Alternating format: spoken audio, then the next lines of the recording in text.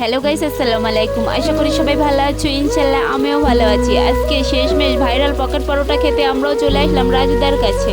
তো বড় একটা ডিম দাও, সবচেয়ে ভালো যদি লাগে পরে আবার দিচ্ছি। পরে বড় একটা করে ডিম 30 টাকা, দুটো বড় একটা ডিম 30 টাকা, লাগলে পরে আবার আরো গরম আছে কেন?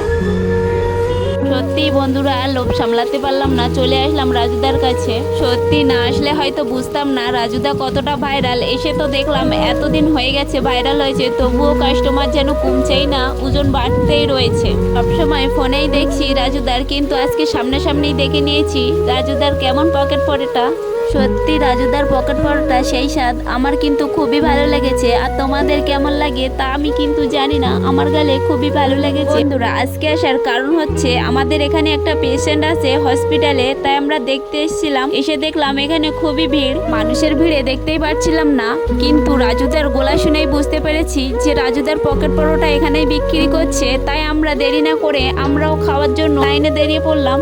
কোনটা মালদার লোকে অনেক ভালোবাসে। এক প্লেটে 3টে পরোটা, আনলিমিটেড তরকারি, একটা আপেল পেঁয়াজ, একটা কাঁচা লঙ্কা দিয়ে মাত্র 30 টাকা। বন্ধুরা, খুবই কষ্ট করে ভিডিও বানিয়েছি। ভিডিওটা ভালো লাগলে লাইক করো আর চ্যানেলটাকে সাবস্ক্রাইব করো।